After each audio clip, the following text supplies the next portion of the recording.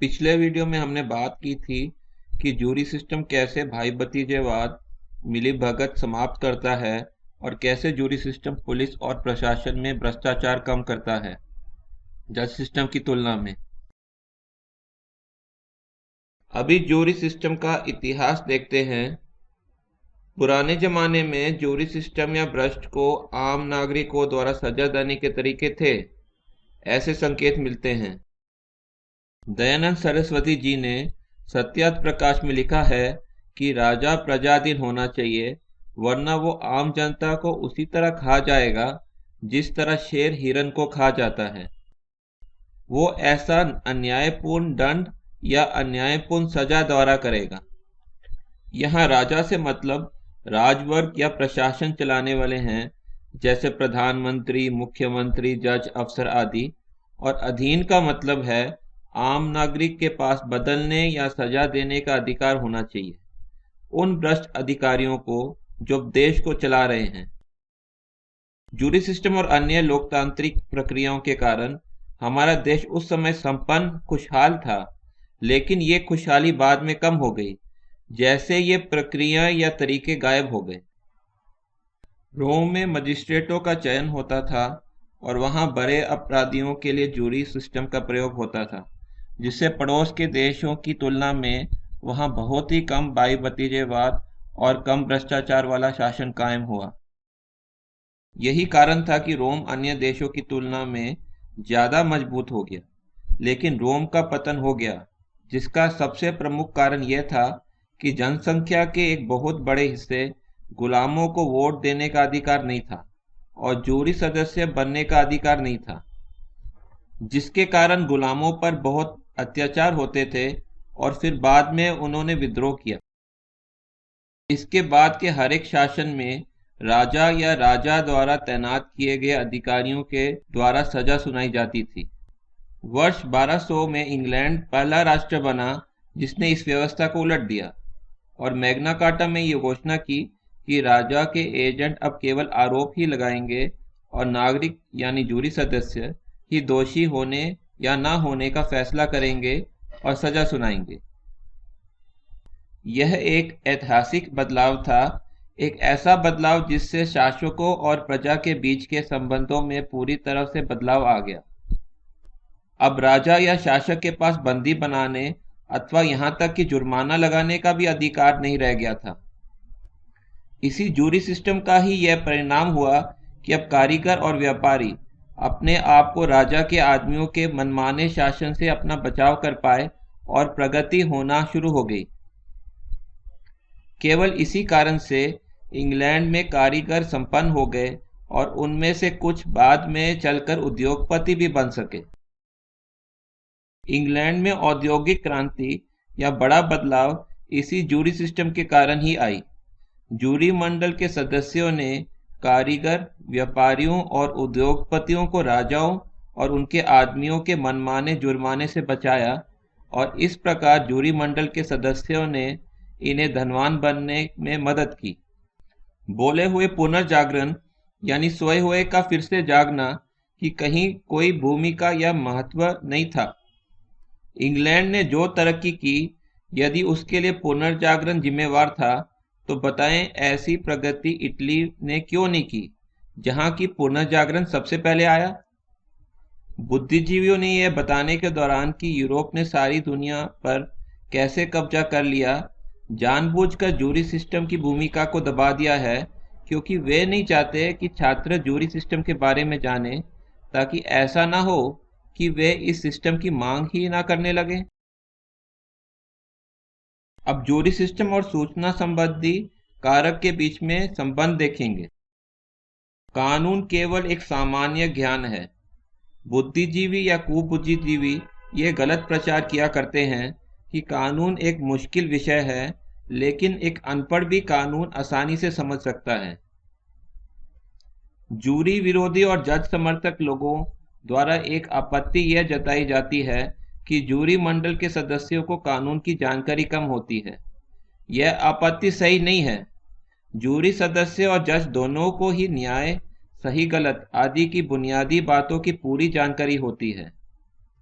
एक और केवल एक अंतर यह है कि जजों को कानून की धाराओं की संख्या और सजा की लंबाई की सही सही जानकारी ज्यादा होती है। उदाहरण, जज और जूरी सदस्य दोनों ही ये जानते हैं कि हिंसा अपराध है। पैसे के लिए की गई हत्या गुस्से के कारण की गई अचानक हिंसा से ज्यादा बुरी होती है। लेकिन जूरी सदस्य को शायद विशेष जानकारी के बारे में नहीं भी पता हो, जैसे यह अपराध किस धारा के तहत आएगा, या ऐसे किसी अपराध में ज्यादा से ज्यादा 5 साल या 14 साल या 6 महीने या कितनी लंबी सजा हो सकती है आदि। लेकिन ऐसी विशेष जानकारियों को जानकर उपयोग में लाना आसान होता है, और वैसे भी ये वकीलों द्वारा बता भी दिए जाएंगी। जज समर्थक जूरी विरोधी लोग दूसरी बातें, जैसे जज धीरे धीरे वकीलों और धनवान लोगों के साथ बहुत मजबूत सांठ गांठ बना लेते हैं और रिश्तेदार वकीलों के जरिए रिश्वत भी लेते हैं, का जिक्र तक नहीं करते। अभी सभी राजनैतिक दलों, बुद्धिजीवियों की जूरी सिस्टम पर क्या राय है देखेंगे। हम ये चाहते हैं कि भारत के सभी नागरिक इस बात पर ध्यान दें कि सभी राजनैतिक दलों के वर्तमान सांसदों ने और भारत के सभी बुद्धिजीवियों ने जूरी सिस्टम का विरोध किया है और जोर दिया है कि केवल जज ही फैसला सुनाने का काम करेंगे, और इस तरह यह सुनिश्चित किया है कि कोर्ट में भाई भतीजेवाद या रिश्तेदारों की तरफदारी चलती रहे। हम चाहते हैं कि भारत के सभी नागरिक और भ्रष्टाचार विरोधी कार्यकर्ता ध्यान दें कि हम लोग एकमात्र समूह हैं जो जजों के भाई भतीजेवाद पर रोक लगाने में रुचि रखते हैं। अन्य समूह या पार्टी के नेतागण कोर्ट में भाई भतीजेवाद की इस समस्या का अपना चुनाव घोषणा पत्र में जिक्र तक करने का कष्ट उठाना नहीं चाहते। यह समझना कठिन नहीं है कि क्यों दलों के नेता और बुद्धिजीवी लोग जज सिस्टम का समर्थन और जूरी सिस्टम का विरोध करते हैं। कई बुद्धिजीवियों के रिश्तेदार जज होते हैं और इसलिए वे सभी बुद्धिजीवी जज सिस्टम का समर्थन करते हैं। इसके अलावा विशिष्ट या ऊंचे लोग भी केंद्रीकृत यानी एक स्थान में जमा किया हुआ जज सिस्टम चाहते हैं और फैला हुआ विकेंद्रीकृत जूरी सिस्टम नहीं चाहते। इस समय भारत में 13,000 जज हैं और वे हर वर्ष लगभग 13 लाख मुकदमे सुलझाते हैं। अब मान लीजिए विशिष्ट ऊंचे वर्ग का कोई व्यक्ति किसी जिले अथवा राज्य में धंधा करता है। मान लीजिए उसके खिलाफ हर साल 20 मुकदमे दर्ज होते हैं अथवा 30 वर्षों की अवधि में 600 मुकदमे दर्ज होते हैं। अब कानून की परवाह ना करने वाले इस विशिष्ट या ऊंचे वर्ग के व्यक्ति को 600 मुकदमे से निपटने के लिए केवल 10 से 20 जजों के साथ सेटिंग करना होता है। यदि जूरी सिस्टम लागू होती है तो उसे क्रमरहित तरीके से चुने गए 12,000 जूरी सदस्यों के साथ सेटिंग करना होगा कुछ ही दिनों में, जो लगभग असंभव काम है। दूसरे शब्दों में, जूरी सिस्टम में कानून की परवाह न करने वाले विशिष्ट या ऊंचे लोगों का जीवन कहीं ज्यादा कठिन हो जाएगा। बुद्धिजीवी लोग इन विशिष्ट या ऊंचे लोगों के एजेंट होते हैं और इसलिए वे जज सिस्टम का समर्थन करते हैं और जूरी सिस्टम का विरोध करते हैं। सभी पार्टियों के नेताओं ने कोर्ट में भाई भतीजेवाद और भ्रष्टाचार के मुद्दों पर चर्चा तक करने से मना कर दिया है। उनका समाधान करना तो दूर की बात है। हम लोग सभी नागरिकों से विनती करते हैं कि वे अपनी अपनी पार्टी के प्रिय नेताओं से जजों में भाई भतीजेवाद, जजों में भ्रष्टाचार आदि मुद्दों पर प्रश्न पूछें और तब यह निर्णय करें कि क्या वे नेता वोट दिए जाने के लायक हैं।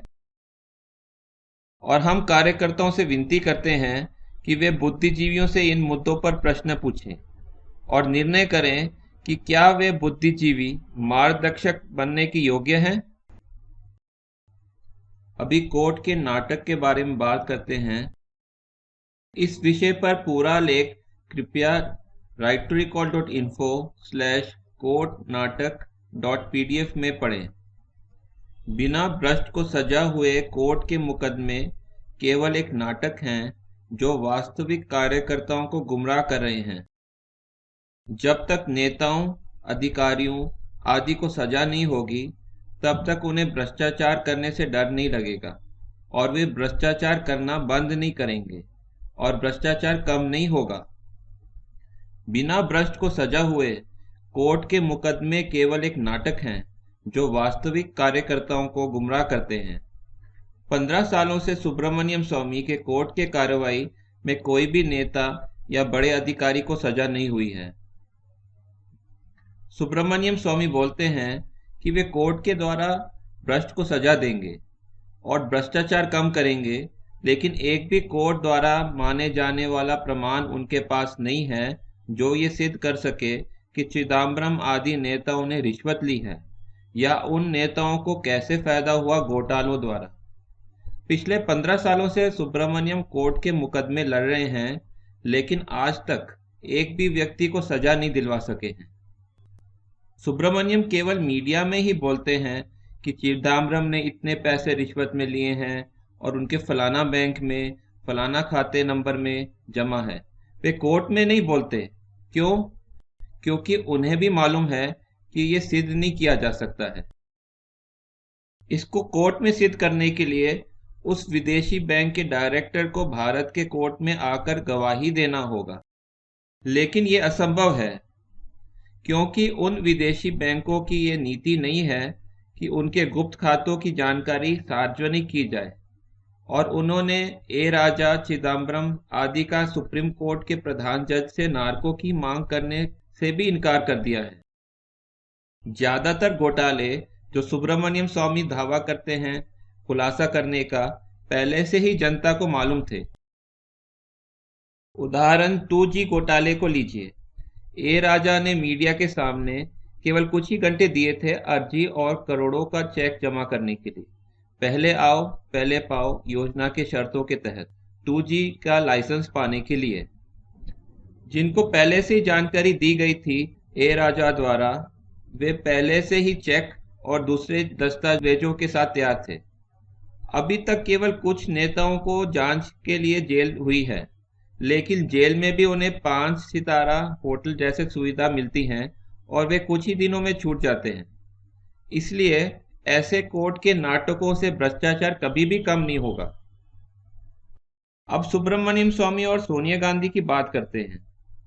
स्वामी ने दिल्ली के एक होटल में एक बहुचर्चित चाय पार्टी का आयोजन किया था। इसमें सोनिया और जयललिता दोनों आमंत्रित थी। इसके बाद AIADMK ने वाजपेयी सरकार से समर्थन वापस ले लिया और अप्रैल 1999 में भाजपा सत्ता से बेदखल हो गई। सोनिया गांधी ने अपनी डिग्री का एक झूठा एफिडेविट दिया था चुनाव आयोग को, जिसके खिलाफ सुब्रमण्यम ने 2004 में हाईकोर्ट में मामला दर्ज किया था, और इसी कारण से जज दूसरों को वैसे ही मामले दर्ज करने से रोक सके, क्योंकि जज एक ही प्रकार के जनहित याचिकाएं या तो लेते नहीं हैं या तो उन्हें एक साथ इकट्ठा कर देते हैं। सुब्रमण्यम ने यह स्पष्ट किया था जनहित याचिका में उसकी सोनिया गांधी के खिलाफ शिकायत उस पर जुर्माना डालने के लिए थी, ना कि सोनिया के चुनाव को रद्द करने के लिए। इसका लिंक विवरण में देखें। सोनिया गांधी ने उसे गलती बताया था और माफी मांगी, और जज ने उस मामले को खारिज कर दिया। झूठी एफिडेविट देने की सजा 6 महीने जेल हो सकती है और दोषी को चुनाव लड़ने से भी रोका जा सकता है 6 सालों के लिए। सुब्रमण्यम ने ना तो सोनिया गांधी को सजा देने की मांग की, ना ही उस जज को हटाने की मांग की थी। सुब्रमण्यम और उनके भक्त कहते हैं कि सुप्रीम कोर्ट के प्रधान जज बहुत ईमानदार जज हैं। हालांकि हम सोचते हैं कि जज पुलिस के हवलदार से भी ज्यादा भ्रष्ट है। फिर सुब्रमण्यम क्यों नहीं सुप्रीम कोर्ट प्रधान जज से सोनिया गांधी के झूठी एफिडेविट का मामला दोबारा खोलने और सोनिया गांधी पर 6 महीनों की सजा देने के लिए कहते हैं? और सुप्रीम कोर्ट कोई भी पिछले मामले को खोल सकती है बिना कोई बंधन के। इसीलिए सुब्रमण्यम स्वामी और अन्य नेताओं या बुद्धिजीवियों के प्रशंसकों से विनती करें कि सुब्रमण्यम और अन्य नेताओं को खुलेआम बोले कि वे 15 दिनों के अंदर जज से मांग करें कि सोनिया गांधी को झूठी एफिडेविट देने के लिए 6 महीनों के लिए तुरंत जेल में डालें। इसके लिए सोनिया गांधी पर मुकदमा चलाने की भी जरूरत नहीं है, क्योंकि पहले से सभी सबूत सोनिया गांधी ने खुद स्वीकार किया है कोर्ट में कि मैं दोषी हूं। ये देश को इस तरह से लाभ करेगा। पहला लाभ, यदि सुब्रमण्यम स्वामी और अपने प्रिय नेताओं को मानने वाले ये पूछने से मना कर देते हैं, तो ये स्पष्ट हो जाएगा कि सुब्रमण्यम और अपने प्रिय नेताओं के मानने वालों को सुब्रमण्यम और अपने प्रिय नेताओं के नाम की ज्यादा परवाह है, देश की परवाह नहीं है। दूसरा लाभ, यदि सुब्रमण्यम के मानने वाले सुब्रमण्यम से विनती करते हैं सुप्रीम कोर्ट प्रधान जज को कहकर सोनिया गांधी को जेल की सजा करवाने के लिए, फिर या तो सुब्रमण्यम मानेंगे या नहीं मानेंगे। यदि सुब्रमण्यम मना कर देते हैं तो कम से कम सुब्रमण्यम के मानने वालों को पता चलेगा कि सुब्रमण्यम का इरादा सोनिया गांधी का नुकसान करना नहीं है, सोनिया को बचाना है। तीसरा, यदि सुब्रमण्यम सुप्रीम कोर्ट प्रधान जज को सोनिया गांधी को जेल की सजा देने के लिए कहते हैं और जज सोनिया गांधी को कोई भी सजा नहीं देते, तो हमें पता चल जाएगा कि सुप्रीम कोर्ट प्रधान जज कितने ईमानदार हैं। चौथा, और यदि सुप्रीम कोर्ट प्रधान जज सोनिया गांधी को झूठी एफिडेविट देने के लिए जेल की सजा देते हैं, तब सुब्रमण्यम स्वामी और सुप्रीम कोर्ट प्रधान जज की जय जयकार होगी और देश का भला हो जाएगा।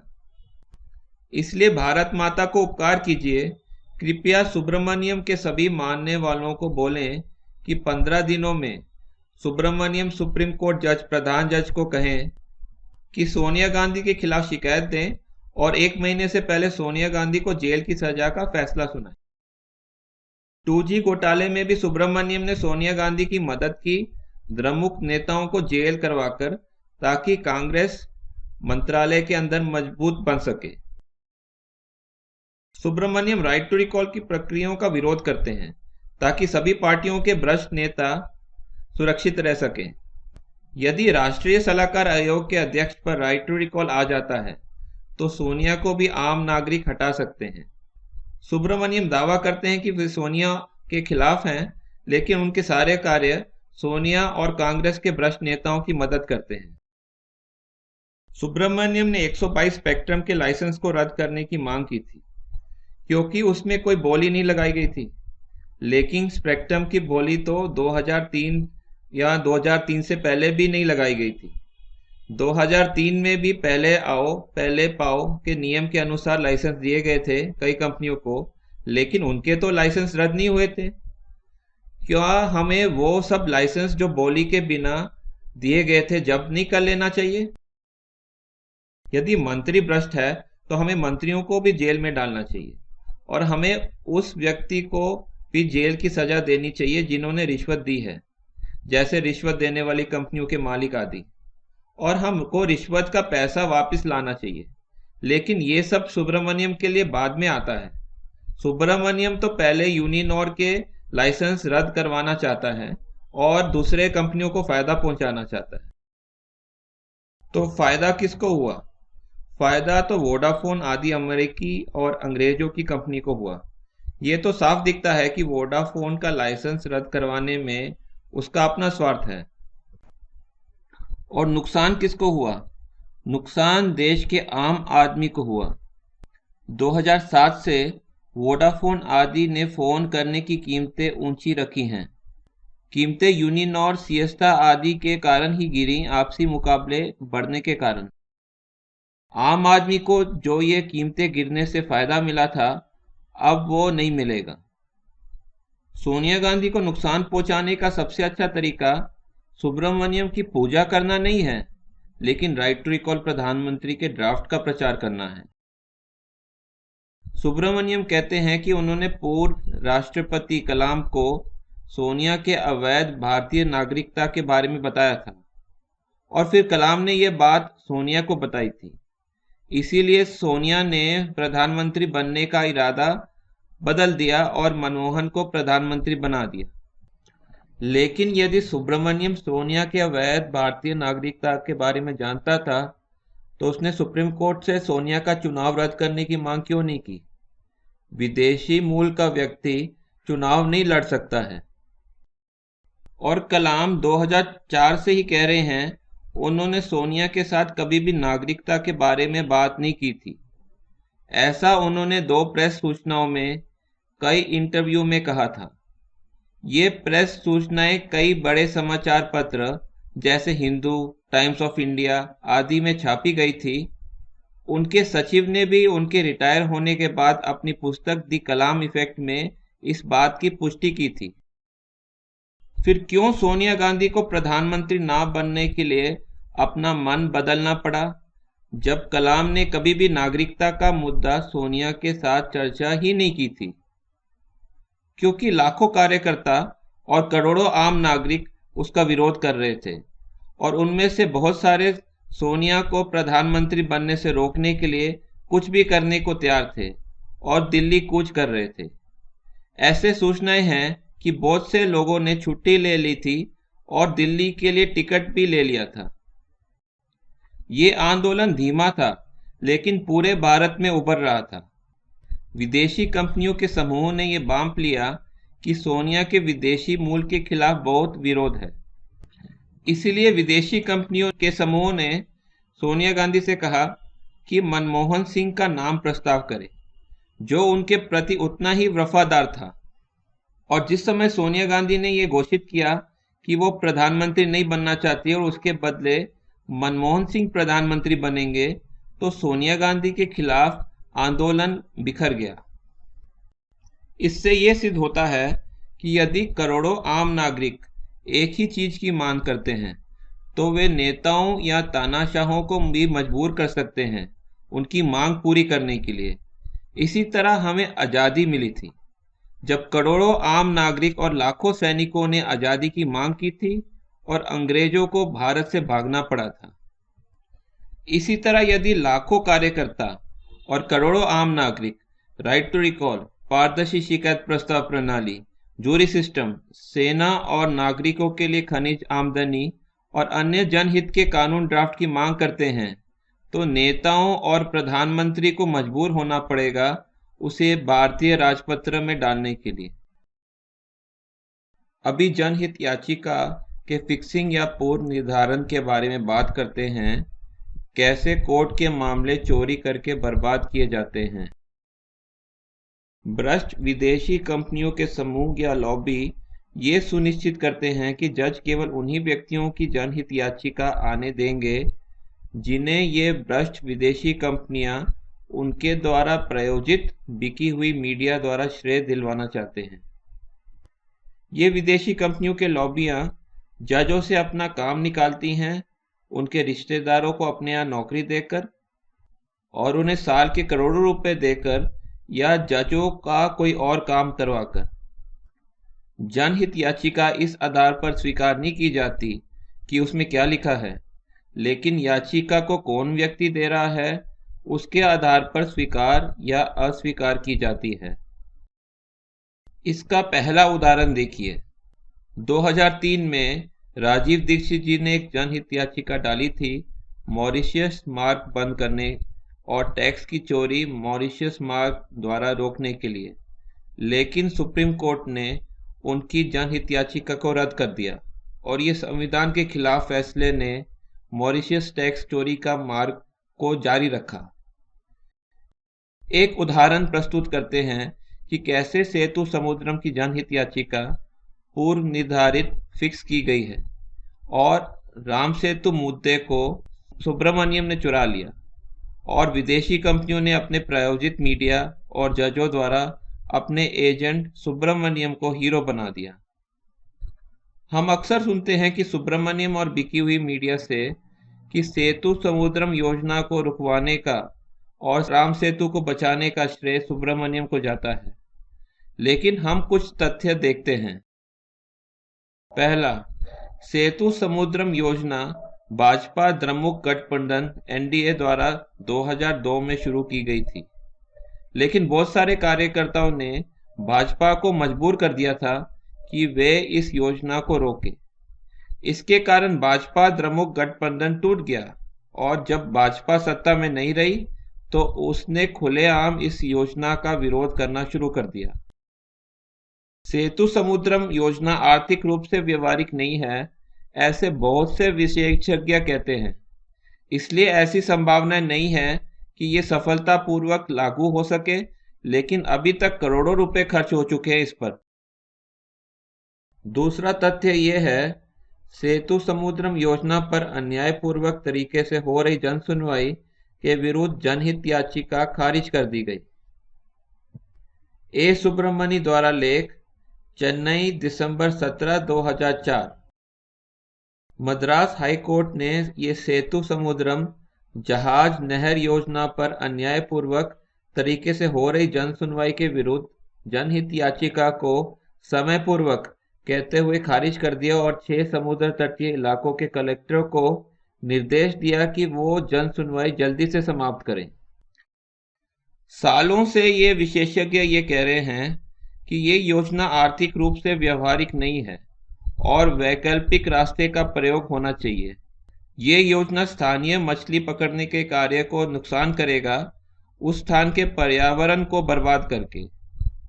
राम सेतु करोड़ों हिंदुओं द्वारा पवित्र माना जाता है और संविधान इसकी किसी प्रकार की हानि की स्वीकृति नहीं देता है, लेकिन कोर्ट स्थानीय लोगों की जनहित याचिकाओं को नजरअंदाज करते आ रहे हैं क्योंकि उनके पास कोई भी वास्ता नहीं था।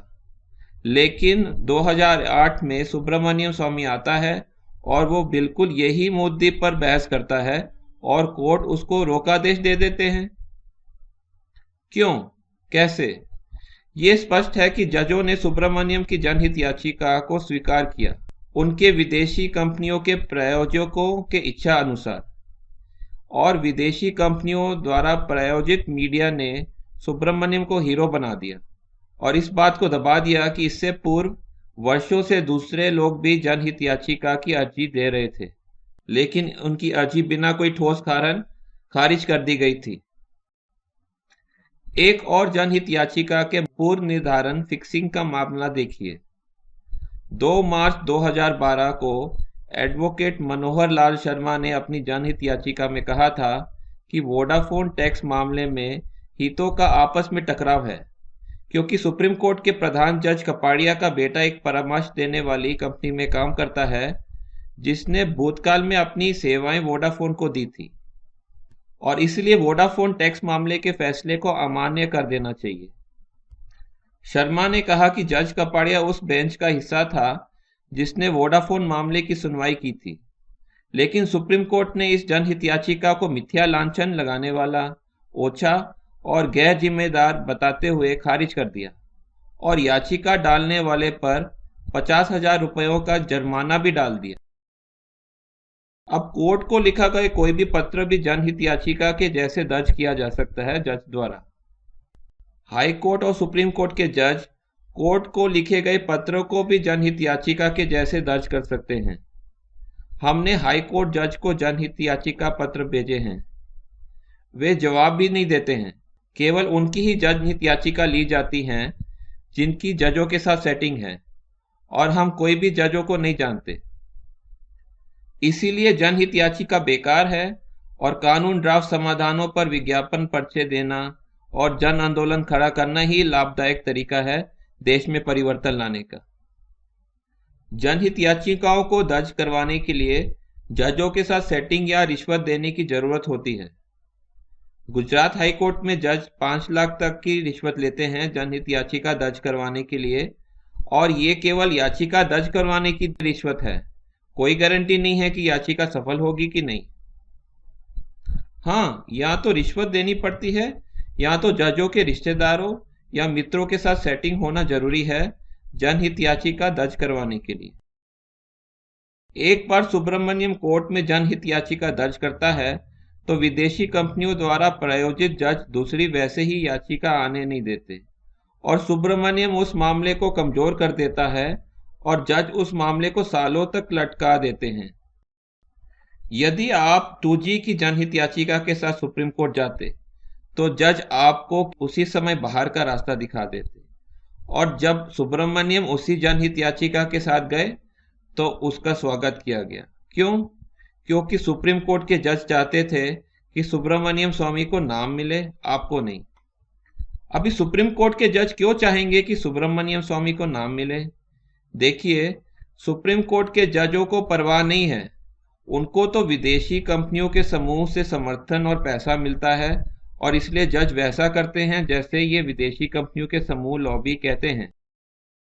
और तो और, आप कोई बहादुरी का काम क्यों ना करो, आप पर मीडिया कभी भी ध्यान नहीं देगी। और सुब्रमण्यम केवल कोर्ट ही तो गए हैं। देखिए, हर महीने 1 करोड़ भारतीय कोर्ट जाते हैं। और आश्चर्य, मीडिया के पास सुब्रमण्यम स्वामी की तारीफ के अलावा कुछ नहीं है। क्यों? क्योंकि मीडिया वाले नहीं चाहते कि आप हीरो बने, वे चाहते हैं कि सुब्रमण्यम स्वामी हीरो बने। क्यों? एक बार फिर उनको इसकी कोई परवाह नहीं है। वे तो उन लोगों के अनुसार चलते हैं जो उनको पैसा देते हैं। उदाहरण, राजीव दीक्षित जी, जिन्होंने कांग्रेस के खिलाफ काफी काम किया और नुकसान भी पहुंचाया था, का फोटो एक भी बड़े पत्रिका में नहीं आया क्योंकि वे सच्चे देशभक्त थे। लेकिन सुब्रमण्यम का फोटो कई पत्रिकाओं पर मिलेगा आपको। तो कुल मिलाकर कोर्ट और मीडिया ड्रामा का परिणाम है जज और मीडिया को समर्थन करने वाले विदेशी कंपनी समूह लॉबी अपने एजेंट हीरो के रूप में बैठा देते हैं। एक ही कारण है क्यों मीडिया वाले सुब्रमण्यम स्वामी को बढ़ावा देते हैं। ये है कि जो लोग मीडिया का प्रयोजन करते हैं देखते हैं कि सुब्रमण्यम कार्यकर्ताओं का समय बर्बाद कर रहा है और कार्यकर्ताओं की सुस्ती को बढ़ावा दे रहा है कोर्ट के मामलों से झूठी उम्मीदें लगाकर। कार्यकर्ता ये देखते हैं कि सुब्रमण्यम ऊंचे दर्जे के मामले दर्ज कर रहा है और बिके हुई मीडिया वाले झूठी आशाएं पैदा करते हैं कि इन मामलों का कुछ अच्छा परिणाम आएगा, इसलिए कार्यकर्ता सुस्त हो जाते हैं।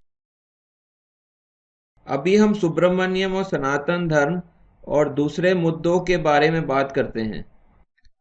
सुब्रमण्यम स्वामी ने नवंबर 2011 के अहमदाबाद के अपने भाषण में एक मजेदार बात कही थी। उसने कहा था कि कानून की शिक्षा स्कूल में दी जानी चाहिए। मैं इससे पूरी तरह सहमत हूं और ये वर्षों से मांग रही है। लेकिन यदि ध्यान दें कि सुब्रमण्यम 1990 से 1991 में मंत्रिमंडल में कानून मंत्री थे, क्यों उन्होंने स्कूल में कानून पढ़ने का प्रस्ताव नहीं रखा उस समय? और 1977 से 1980 में भी जनता पार्टी में उनका अच्छा पद था, तब उन्होंने संसद में कोई कानून बनाने का प्रस्ताव क्यों नहीं रखा था? और बाद में भी वो सांसद रहे थे, तो फिर उन्होंने स्कूल में कानून पढ़ाने का कोई प्रस्ताव क्यों नहीं रखा था संसद में? दूसरे शब्दों में वे सिर्फ बातें ही करते हैं, जब कानून बनाने की बात आती है तो वो कुछ नहीं करते। क्यों? उनसे पूछिए। अहमदाबाद की उसी सभा में सुब्रमण्यम ने बताया कि जूलिया रॉबर्ट्स हिंदू बन गई है और वहां बैठे आरएसएस की भीड़ ने तालियां बजानी शुरू कर दी।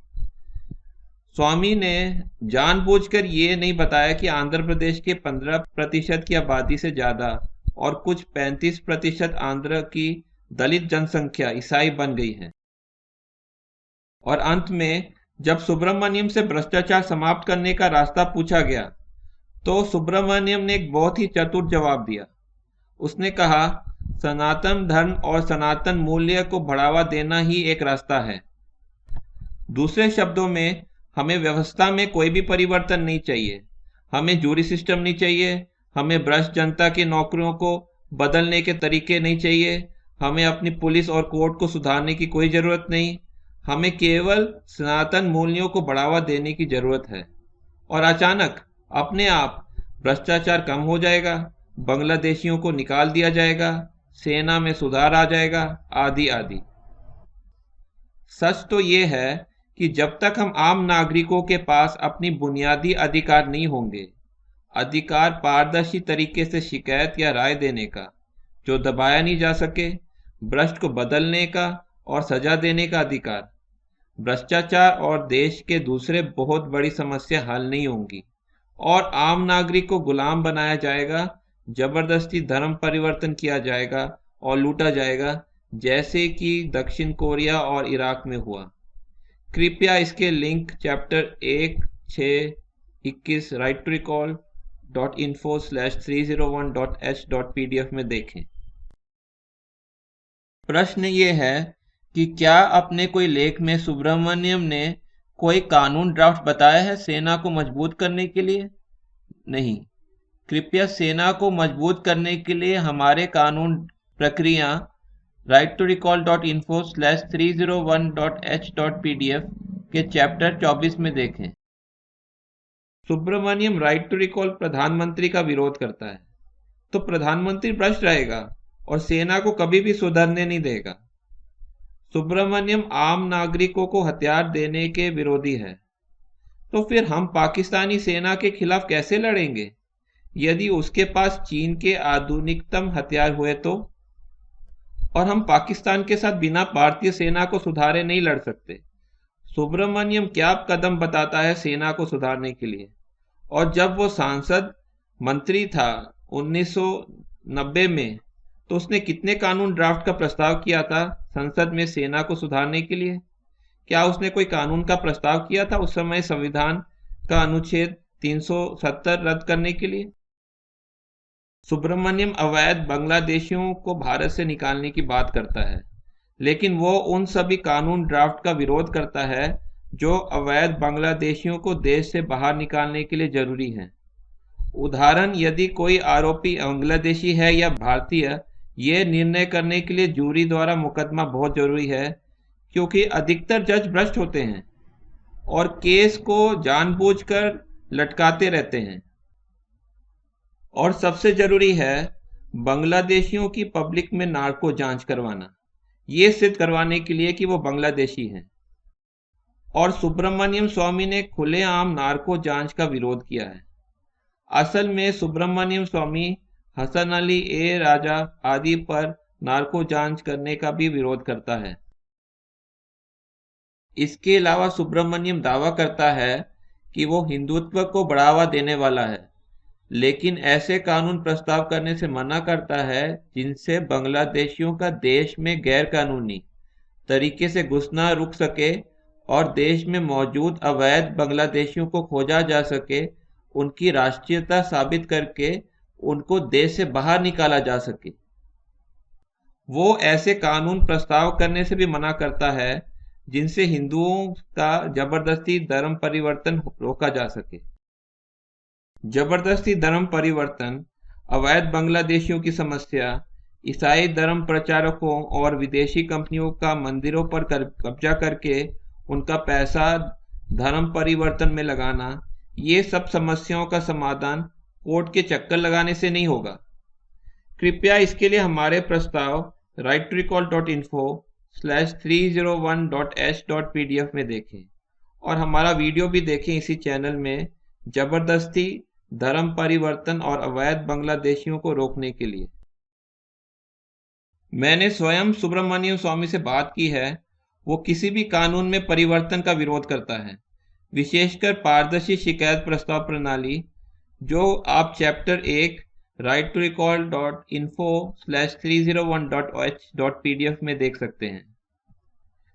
केवल हिंदू मानसिकता जो बदलने की जरूरत है वो है कि कानून प्रक्रियाओं पर ध्यान केंद्रित करा जाए। हिंदुओं को अपनी संस्कृति की ओर वापस लौटना होगा, जिसमें व्यक्ति की नहीं, व्यक्ति के गुणों की पूजा करनी होती है। उनको सभी अंधभक्ति रोक देनी चाहिए। सुब्रमण्यम कार्यकर्ताओं को भटका क्यों रहा है? ये स्पष्ट है कि ये पैसे के लिए नहीं कर रहा है, शायद नाम के लिए कर रहा है, लेकिन जो भी कारण है ये साफ है कि उसका ये कोर्ट का ये अभियान केवल कार्यकर्ताओं का समय बर्बाद कर रहा है, ना कि भ्रष्टाचार कम कर रहा है। सुब्रमण्यम स्वामी के सारे कोर्ट के मुकदमों का परिणाम एक बड़ा शून्य है। सच्चाई ये है कि 99% बड़े भ्रष्टाचारों में भ्रष्टाचार का कोई सबूत नहीं होता और इसलिए कोर्ट में मामले दर्ज करके भ्रष्टाचार कम करने का तरीका जो सुब्रमण्यम बढ़ावा देने की कोशिश कर रहा है एकदम बेकार है। बिना सबूत के भ्रष्ट को सजा नहीं दी जा सकती।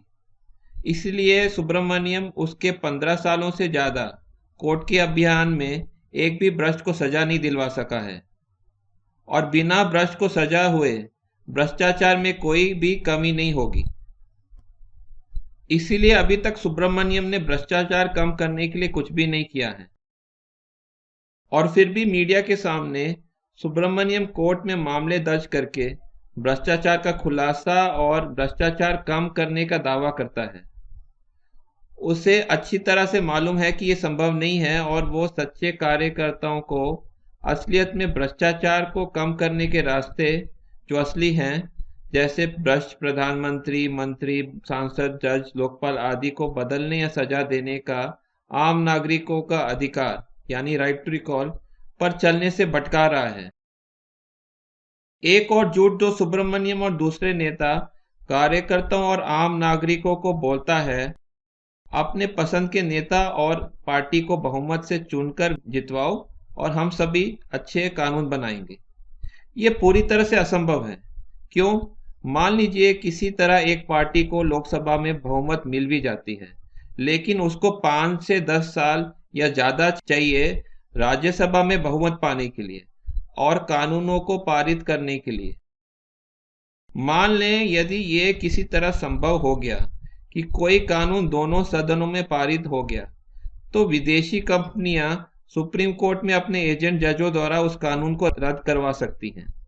इसलिए केवल कुछ गिने चुने लोग ही शक्तिशाली विदेशी कंपनियों का सामना नहीं कर सकते, क्योंकि आज विदेशी कंपनियों का अधिकतर मीडिया और न्यायपालिका पर प्रभाव है।